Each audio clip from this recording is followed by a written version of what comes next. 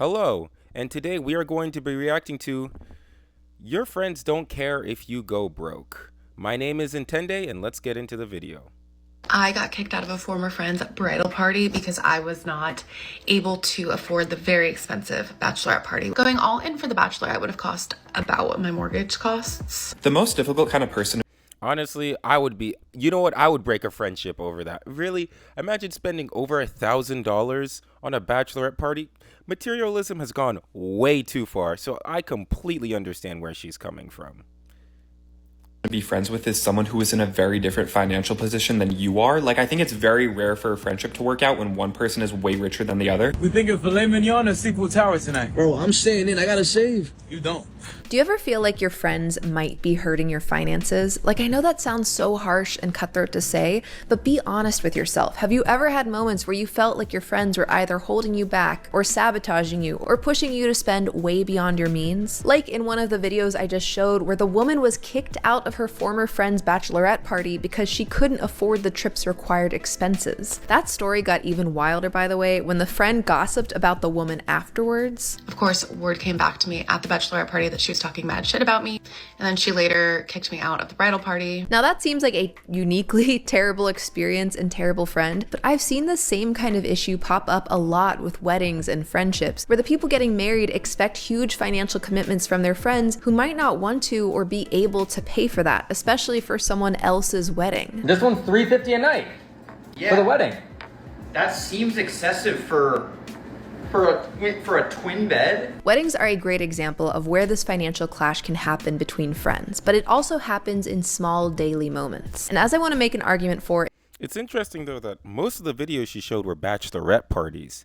Now, yes, of course, bachelor parties can go mad. You can have a mad day in Vegas, but it is interesting how, their financial imbalance is an imbalance. I hate to admit it. I think, and this is kind of one of the parts about being an adult, because when you're a kid, pennies and peanuts are your currency.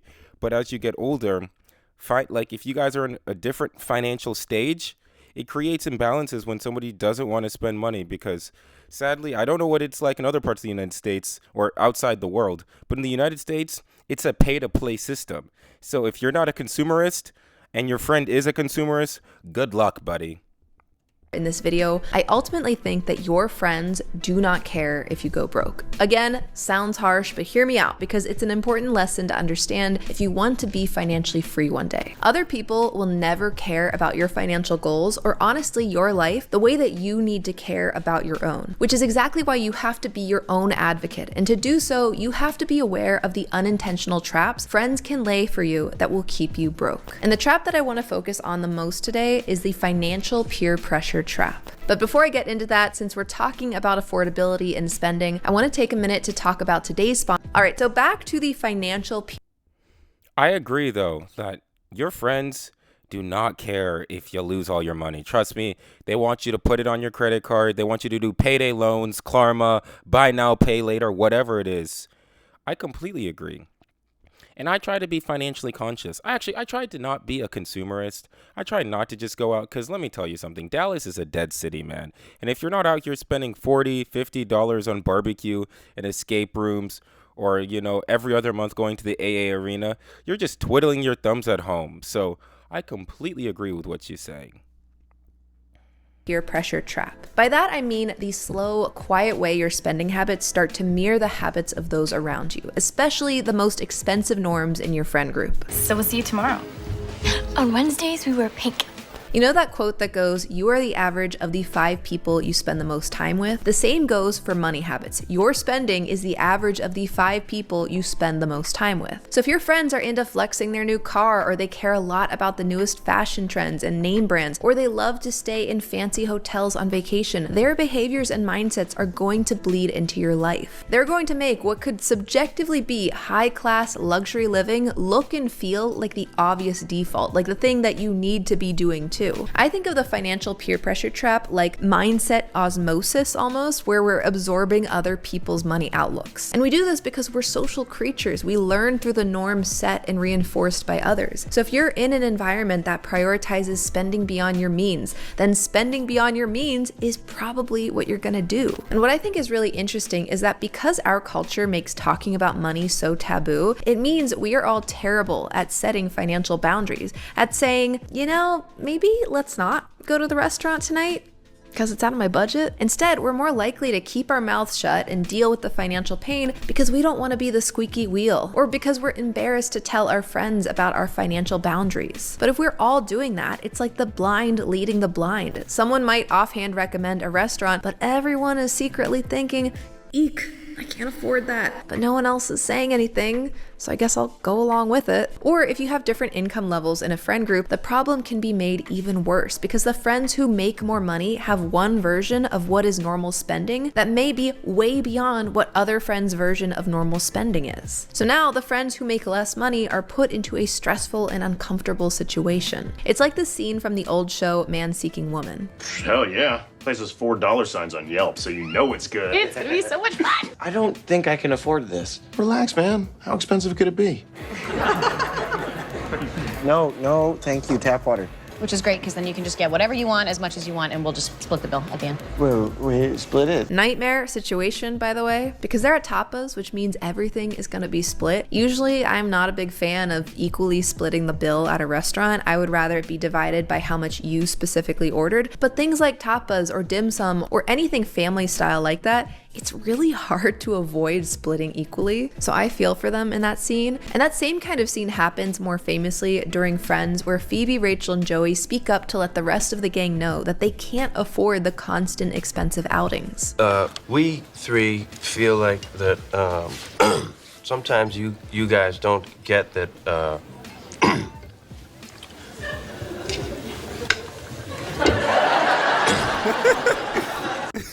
That's actually a little funny. Wait, let's continue. we don't have as much money as you. Guess I just never think of money as an issue.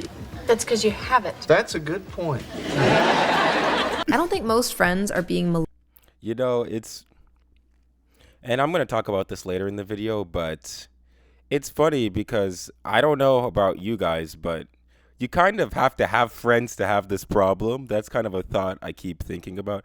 I'll talk about it more at the end, but well, you have to have friends and you also have to have money, because I don't know about you, but I'm feeling 22. No, since I'm unemployed and don't really have the most friends, it is interesting just hearing a different take. But yeah, people just live in different financial realities. And America, I don't know why, but for some odd reason, it's a subscription service that you didn't really consent to when it comes to friendship and participating in the society. malicious in this situation. I think as a general rule, we struggle to see things from other people's perspectives until they're shared with us. If we make a lot of money, a $50 dinner might be run of the mill for us. It might barely cross our minds. But if you're living paycheck to paycheck, if you are trying to pay back predatory debt, or you recently got laid off, well, your financial situation is so different. That same $50 dinner might be the difference between having groceries this week or not. And unless someone's been in that situation before, or that is their current financial reality, they might not realize how stressful a friend outing can be. Honestly, despite taking a while to get to the point, Joey handled the conversation with the friends gang pretty well. He made it clear that there's just a difference in how much money the friends have. Meanwhile, our guy from Man Seeking Woman handled things a little differently. Oh, enough! Yo, that's so Can't you funny. see? He's freaking Can any out. of you see? Well, open your eyes and get ready, because there's a bill coming, and none of you are ready for it. This meal is expensive. By the way, I cannot listen to that actor without picturing Hiccup from How to Train Your Dragon the entire time. Dude's voice is iconic. Anyways, back to the financial peer pressure trap. I would argue that the central problem of all of this is that when you're in the trap, the financial tone of your life is being set by others. You're not spending intentionally because other people's norms are influencing you, and your financial boundaries aren't defined enough to push back. What makes it such a trap is that it often doesn't feel like reckless or irresponsible in the moment. It often feels normal normal, it feels social, it feels like belonging, especially since the very norms around socializing, even more so in places like the US where free third spaces are very rare, often dictates a certain amount of spending money. Grabbing food instead of cooking, meeting at the bar instead of hanging at someone's house, walking around to Target to shop because we don't have parks or walkable cities. That frustrates me so much, by the way. It is crazy. It is crazy that in the United States, we are so limited in what we can do for recreation. And as much, don't get me wrong, I'm all for staying at someone's house, but the problem is it's a catch-22, man. Because if you stay in the whole time, don't get me wrong, it's great, you save money, but it does get repetitive. But then, yeah, going out to the bar could easily be $40, $50, $60. And that's just depending on whether or not you get, like, I think last time I went, I spent like easily $30. Only had like 2 beers, man. You know, it's like, what in the world is going on? But I completely understand where people are coming from when it comes to wanting to, it's this tension that we have living in the United States. Like, why can't we just have walkability? Please, I don't want to have to drive everywhere. I want to be able to walk to my grocery store or to my friend's house, or at least have reliable public transportation that can take me there. Please. Anyways, I need to rant about that more fully in a future video, but just know that it is not just your friends that set the financial tone of your life. Larger systems like a city's urban planning also play a major role in setting financial tone. So what can you do in the midst of all this? Just not have friends? Just become like SpongeBob in that one episode where he hides out and filter feeds all day? Until I've simply decided I am never leaving my house again. What about eating? I'm a sponge. I'll just filter feed. As fun as that looks, I mean, I'm sure Penny has some fire jokes. That is not what I'm saying you have to do. I'm not even saying don't spend money with friends. You can still go to restaurants or on fancy trips with your buddies, but the difference is that you need to create a plan and rules for yourself. Let's take this person's situation as an example. This is going to be a story time about my best friend who's not my friend anymore because I didn't want to spend thousands of dollars to go to Hawaii for her birthday. And like I had told her like, yeah, like I'm going to go, like I'm going to make it work, like whatever, da, da, da. And then I just literally could not make it work. Like I was like going to be in debt over this Hawaii trip, like thousands of dollars. So then I sent her a nice text message, basically like just gauging the situation, like whatever, like I hope you have a good time in Hawaii, like I love you, I'm sorry I couldn't make it, whatever. Never responds. So yesterday I was a little bit tipsy and I texted her and I was like, hey babe, like I love you. I think it's silly for us to fight because I couldn't afford to go to Hawaii, like let's make up. Left me on red. The story is real. Let me tell you, my brother. If she left you on red over not spending thousands of dollars, she was never a homie. I got homegirls that are out here doing things for me that I would have never done for myself. So, my brother, you know what? That's her loss. That's all I'm going to say about that one.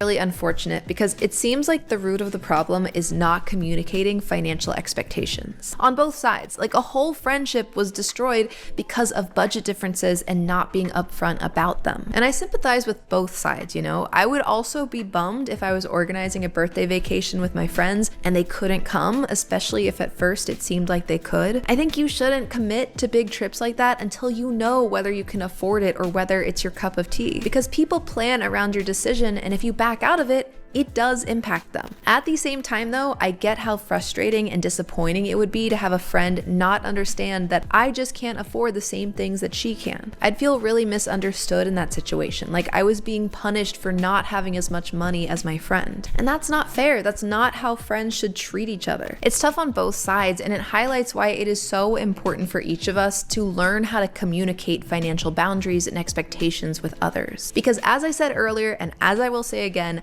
your friends do not care if you go broke because it's not their job to. It's their job to respect your decisions, but it is not their job to make sure that you stay on track financially. That is your job, and we can't expect the people around us to adapt to our personal finance goals. And so it becomes our responsibility to protect our finances and advocate for ourselves. So how do we do that? Here are a few practical ways to protect your finances without blowing your relationships. First, decide your money limits before you're in the moment. Most financial peer pressure overspending happens because we're deciding in real time with people watching. It is hard to do a calculation of what's in the budget and then create a plan while you're also hanging out with people. So go into social situations having set your own spending boundaries ahead of time. How often you'll eat out, what you'll spend on trips, how much you're willing to put toward weddings and gifts. When you've already decided that privately, it is so much easier to say no publicly. Speaking of saying no, second, remember that no is a complete sentence and stop over explaining it. You do not need to monologue to justify your budget every time. A simple, that's not in the budget right now, or I'm prioritizing something else financially is enough. This isn't about being short with people, by the way. It's more to do with the fact that the more you explain, the more it sounds like negotiation. But you don't want to negotiate here. You want to stick to your financial goals. Third, offer alternatives instead of just disappearing. I mentioned this in my recent video about my 10 unsexy habits for saving money, but become the social planner with your friend group. When you offer ideas for hangouts, you get to set the financial tone. You get to suggest lower cost options like coffee instead of drinks or potluck at home instead of dinner out. And if your friends consistently decline your lower cost options and they only ever want to do expensive hangouts,